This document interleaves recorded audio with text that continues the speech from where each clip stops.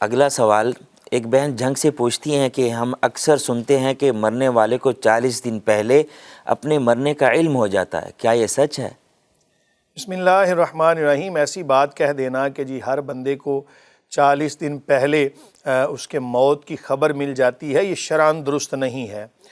کوئی بھی بندہ جب جاتا ہے دنیا سے تو اسلامک تعلیمات سے یہی ملتا ہے کہ موت اچانک آتی ہے۔ ہاں کچھ چیزیں ایسی ہیں کہ اللہ تعالیٰ کے کچھ برگزیدہ بندے ایسے ہیں، کوئی ولایت کے اعلیٰ مقام پہ ہوتے ہیں، اللہ تعالیٰ کے قریب ہوتے ہیں۔ اللہ تعالیٰ کی ذات کسی سے دور نہیں ہے، بندہ خود اللہ تعالیٰ کی ذات سے دور جاتا ہے۔ ہمیں چاہیے کہ اللہ تعالیٰ کا قرب حاصل کریں۔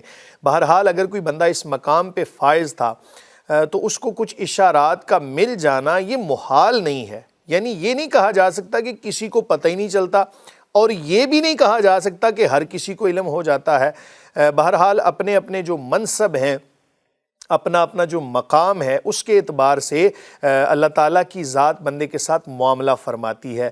تو کسی اللہ والے کو اگر علم ہو جائے تو اس میں کوئی یہ بھی نہیں کہا جا سکتا کہ نہیں ہوتا، ہر کسی کو علم ہو، ایسی کوئی شرعی دلیل ہمارے پاس موجود کسی اللہ والے کو علم جو ہوتا ہے وہ خواب کے ذریعے ہوتا ہے یا کسی اور ذریعے سے اشارہ دیکھیں، ملتا ہے؟ سچے خواب جو آنا ہے یہ تو حضور نبی کریم صلی اللہ علیہ وآلہ وسلم کی امت کے تمام افراد کے لیے عام ہے۔ کچھ ایسے بھی ہوتے ہیں کہ جن کو خواب کے اندر اشارات مل جاتے ہیں، کچھ ایسے ہیں کہ جن کو جاگتے ہوئے کچھ آثار ایسے نظر آ جاتے ہیں۔ تو یہ بہرحال کوئی قانون نہیں ہے، اس کو آپ نے قانون نہیں سمجھ لینا، ہر کسی کو علم نہیں ہوتا، کچھ ایسے بھی ہیں جن کو ہو جاتا ہے۔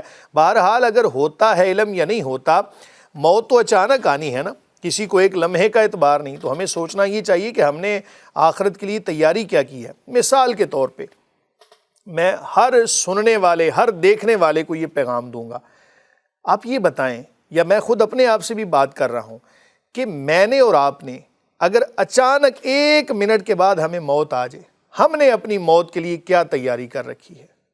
کیا ہم نے توبہ و استغفار کی ہے؟ کیا اپنے گناہوں کی معافی مانگی ہے؟ کیا ہم اللہ کی بارگاہ میں روئے ہیں؟ کیا آج کا ہم نے محاسبہ کیا ہے؟ کیا یہ سال جو گزرا ہم نے اس سال کا محاسبہ کیا ہے؟ تو یہ فکر ہر کسی کو ہونی چاہیے۔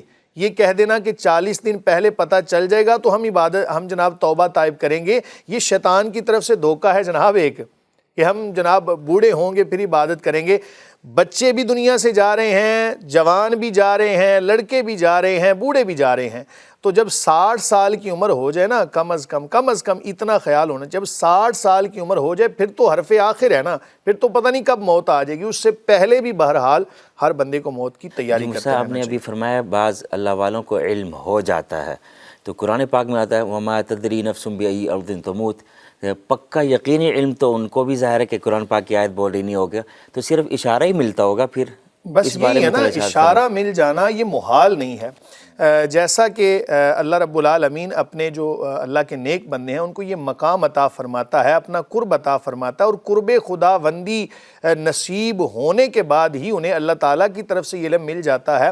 یہ محال نہیں ہے، جسے الہام کہتے ہیں یا کشف کہتے ہیں، الہام کہہ دیں، کشف کہہ لیں، اس کو کوئی بھی آپ نام دے دیں، بہرحال یہ ہر بندے کے لیے نہیں ہے، یہ کچھ خواص ہیں انہی کے لیے کہا جاتا ہے۔ جی مفتی صاحب، اگلا سوال شامل کرتے ہیں۔ ایک بہن کراچی سے پوچھتی ہیں کہ میری 3 بیٹیاں ہیں، 4تھی مرتبہ میں نے نیت کی تھی کہ اگر اللہ نے اس مرتبہ مجھے بیٹا دیا ہو تو میں اس کا نام محمد علی رکھوں گی، لیکن اب میری ساس سسر چاہتے ہیں بچے کا نام وہ رکھیں، تو اگر میں بچے کا نام محمد علی نہ رکھ سکوں تو میرے بچے کو تو اللہ سے میری وعدہ خلافی کا کوئی نقصان تو نہیں پہنچے گا؟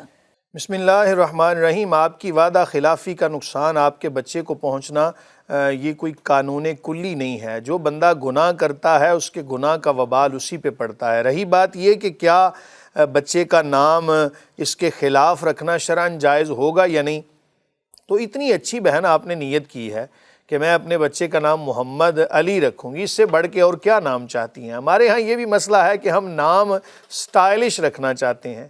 سٹائلش میں نے لفظ تنزیہ بولا ہے، ورنہ ہم لوگ یہ چاہتے ہیں کہ کوئی ایسا نام رکھیں کہ جو کسی کا ہو نہ۔ تو بھئی نام اچھا ہونا چاہیے۔ نبی کریم صلی اللہ علیہ وآلہ وسلم کی تعلیمات سے جو ہمیں سبق ملتا ہے کہ اچھا نام بچے کا رکھو، اللہ تعالیٰ کے صفاتی ناموں پر نام رکھو، نبی کریم صلی اللہ علیہ وسلم کے جو صفاتی نام ہیں ان پر نام رکھو، اور محمد علی اس سے بڑھ کے میرا نہیں خیال کہ کوئی بہت زیادہ ہو سکتا ہے اس سے اعلیٰ نام بھی ہوں، لیکن مجھے جہاں تک یاد پڑ رہا ہے کہ اس سے بڑھ کے کوئی اچھا نام نہیں ہوگا۔ تو اگر آپ نے یہ نیت کی ہے تو یہی نام رکھیں، اسی کے اندر عافیت ہے۔ جب آپ نے اللہ تعالیٰ سے ایک عہد کیا تھا، وعدہ کیا تھا، تو اللہ تعالیٰ سے کیا گیا وعدہ اس کے بارے میں بھی بہرحال پوچھ گچھ ہوگی۔ تاہم اگر کوئی ایسی مجبوری بن جائے، شرعی مجبوری بن جائے، آپ اس میں بے بس ہوں، تو لا یکلف اللہ نفسا الا وسعہا، کہ کسی جان سے اس کی طاقت سے بڑھ کے سوال نہیں کیا جاتا، اس کو اپنی اس کی طاقت سے بڑھ کے مکلف نہیں بنایا جاتا۔ اگر آپ کی ساس سسر کے سامنے یا اپنے سسرال میں نہیں چلتی، اکثر خواتین ایسی ہیں کہ جن کی نہیں چلتی، اس کے اندر آپ کوئی اکیلی نہیں ہیں، اور بھی ایسی خواتین شامل ہوں گی، تو ایسی صورتحال کے اندر امید کرتے ہیں اللہ کی بارگاہ میں کہ آپ گناہ گار نہیں ہوں گی۔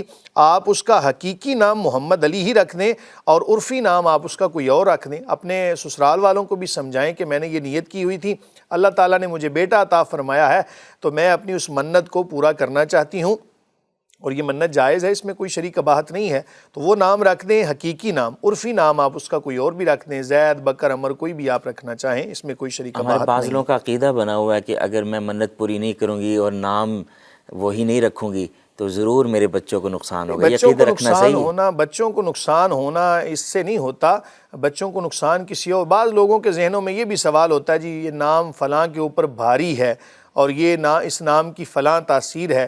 جب آپ نے اچھی نیت کے ساتھ بچے کا نام رکھ دیا تو یقیناً اللہ تعالیٰ پہ بھروسہ رکھیں، اللہ تعالیٰ کی حفاظت میں وہ بچہ رہے گا، اور اتنا اچھا نام آپ نے سوچا اسی کو رکھیں، یہی مناسب ہوگا۔ اگلا سوال شامل کرتے ہیں، اگر اکثر دینی محافل میں نعت خوانوں کے ہاتھ چومے جاتے ہیں، کوئی بیان کر رہا ہو تو لوگوں سے بڑھ بڑھ کر ہاتھ ملائے جاتے ہیں، کیا یہ عمل شرعاً جائز ہے؟ بسم اللہ الرحمن الرحیم۔ جب نعت خوانی ہو رہی ہو، یہ بڑا اچھا کام ہے، کار ثواب ہے۔ نبی کریم صلی اللہ علیہ وآلہ وسلم کی صفت و ثنا کرنا، اس سے بڑھ کے اور کیا عمل ہوگا؟ اور یقیناً نبی کریم صلی اللہ علیہ وآلہ وسلم کی محبت کے ساتھ ہی ایمان کی تکمیل ہے، اور یہ محبت جیسے بھی بڑھے، چاہے وہ نعت خوانی سے بڑھے، چاہے وہ تقریر سے بڑھے، چاہے وہ تحریر سے بڑھے، یا تبلیغ سے بڑھے، کوئی بھی ایسا عمل کہ جو نبی کریم صلی اللہ علیہ وآلہ وسلم کی محبت کے اندر اضافے کا سبب بنے گا، شریعت کو وہ مطلوب ہے، اور ایسے عمل کرتے رہنا چاہیے۔ تاہم دوران بیان لوگوں کا بڑھ بڑھ کے جناب نعت خوانوں کو ایسے نذرانے پیش کرنا اور اپنے جناب اوپر پیسے نچھاور کرنا، یہ کوئی مناسب بات نہیں ہے۔ اور ادھر سے نعت ہو رہی ہے جناب، اور ایک بندہ آیا اور آ کے اس نے ہاتھ چومنے شروع کر دیے، اس پر پیسے نچھاور کرنے شروع کر دیے، جو نعت کی حقیقی روح ہے نا، وہ اس سے ختم ہو جاتی ہے۔ آپ نے اگر پیسے اپنے نچھاور کرنے ہیں، دینی طلباء کے اوپر خرچ کریں، یقیناً باعث ثواب ہے، صدقہ جاریہ ہے، جہاں تک ان کی آواز پہنچے گی، جہاں تک وہ دین کی اشاعت کریں گے، جناب آپ کو فائدہ ہوتا رہے گا۔ میں بڑی معذرت کے ساتھ یہ بات کہوں گا کہ ہمارے اس معاشرے کے اندر پروفیشنل نعت خواں جو حضرات ہیں، انہوں نے بڑا نقصان کیا ہے دین کا۔ صرف ان کی نظر پیسوں کے اوپر ہوتی ہے، خدا را ان سے بچ جائیں، اور اپنے جو سرمایہ ہے نا، یہ اس کو کسی اچھی جگہ پر لگائیں، دین کی اشاعت کے اندر لگائیں۔ یہ نعت خواں حضرات صرف اور صرف وقتی طور پر یہ عاشق رسول صلی اللہ علیہ وسلم بن جاتے ہیں، اور جب ان کے اعمال کو اللہ ماشاءاللہ، میں اچھے نعت خوانوں کی بات نہیں کر رہا، ہر وہ بندہ میرا جو پروگرام سننے والا ہے وہ کہے جی آپ نے جناب نعت خوانوں کے اوپر اپنی جناب واز جھاڑ دیا، میرا مقصد صرف معاشرے کی اصلاح کرنا ہے۔ میں خود، میری ابتدا، میں آپ کو اپنی بات اگر بتاؤں تو میرا اس فیلڈ کے اندر آنے کا سبب نعت خوانی بنی ہے۔ بچپن سے نعتیں پڑھتا تھا، اللہ تعالیٰ ہر کسی بچے کو اس محبت سے سرشار فرمائے۔ تو اچھے نعت خوانوں کی بات نہیں کر رہا، جو پروفیشنل نعت خواں اور جن کا مقصد صرف اور صرف پیسوں کا حصول ہے، میں ان کی بات کر رہا ہوں، خدا را ان سے بچ جائیں۔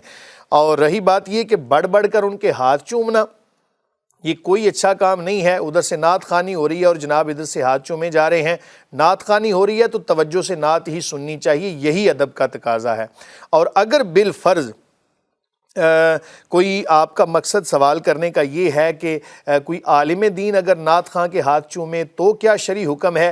نعت خواں اگر اصول شرع یعنی تمام تر جو دین کے جو اصول ہیں ان کا پابند ہے، شریعت کا پابند ہے، ایسی صورتحال کے اندر اگر محبت کے اندر آ کر کسی نے اس کے ہاتھ چوم لیے تو شرعاً یہ عمل جائز ہوگا، اس کو کوئی حرام نہیں کہا جا سکتا۔ ظاہر ہے محبت کا اظہار کیسے کریں گے آپ؟ کسی سے محبت کا اظہار ہوتا ہے تو محبت کی انتہا کہاں پہ ہوتی ہے؟ بندہ اس کو چوم لیتا ہے، تو ظاہر ہے ہاتھوں کے ساتھ اس نے جو کلام لکھا ہے، جو کلام پڑھا ہے، تو ہاتھوں کو چومنا، پیشانی کو چوم لے آپ۔ اور جناب آپ کو بڑا شوق ہے تو میں یہ مشورہ دوں گا، اپنے گھر میں جائیں، اپنی ماں کے ہاتھ چومیں، اپنے باپ کے ہاتھ چومیں، اپنی ماں کے پاؤں چومیں، جس کے اندر آپ کو ایک روحانی تسکین بھی ملے گی۔ تو ایسے ہی نام نہاد جو نعت خواں ہیں ان سے جناب ہاتھ ملانا اور ان کے ہاتھ چومنا یہ کوئی مناسب عمل نہیں ہے۔ بعض نعت خوانوں کو دیکھا ہے کہ ان کی داڑھی بھی نہیں ہے اور لوگ ان کے بڑھ بڑھ کے ہاتھ چوم رہے ہیں اور جھک رہے ہیں، رکوع کی شکل میں جا کے جھک کے ہاتھ چومتے ہیں، تو یہ عمل کیا جائز ہوگا پھر؟ دیکھیں، کسی بھی ایسے بندے کو عزت دینا کہ جو عزت کے لائق نہ ہو، یہ شرعاً جائز نہیں ہے۔ اب ایک بندے نے نبی کریم صلی اللہ علیہ وسلم کی سنت کا لحاظ نہیں کیا، سٹائلش داڑھی بنائی ہوئی ہے اور وہ جناب راگ سنا رہا ہے آپ کو، تو اس کو عزت دینا یہ کوئی کہیں کی دانش مندی نہیں ہے۔ اس لیے میں نے کہا کہ آپ احباب ان سے بچ جائیں اور اپنے تمام تر معاملات جو ہیں ان کو شریعت کے سپرد کریں۔ اب بعض لوگ کہتے ہیں جی ہمارے وہ استاد ہیں، اس حیثیت سے ہم ان کا ہاتھ چومتے ہیں۔ اگر استاد صاحب ہیں، واقعی لائق عزت ہیں اور انہوں نے شرعی حدود و قیود کا لحاظ کیا ہے تو ان کے ہاتھ چومنا یہ شرعاً جائز اور مستحسن ہوگا۔ اس لیے میں نے کہا نا، محبت کا اظہار تو پھر چومنے سے ہی ہوگا۔ لیکن دور سے دیکھنے والا یہ محسوس کرتا ہے کہ یہ جھکا ہے اور جھک کر ہاتھ چومے ہیں۔ جہاں پر شبہ آ جائے نا، کسی بھی چیز کے حوالے سے یہ شبہ آ جائے کہ لوگ اس سے کوئی نیگیٹو پوائنٹ نکالیں گے، تو ایسی صورتحال کے اندر پھر اس عمل کو چھوڑ دینا بہتر ہوتا ہے۔ کوئی فرض عین تو نہیں جا کے ہاتھ چومنا، اگر آپ نہ بھی چومیں گے تو اس میں کوئی شرعی قباحت نہیں ہے۔ بہرحال جہاں پر اعتراض اور شریعت کی حدود و قیود پامال ہو رہی ہوں تو ایسی صورت میں بچ جانا بہتر ہوتا ہے۔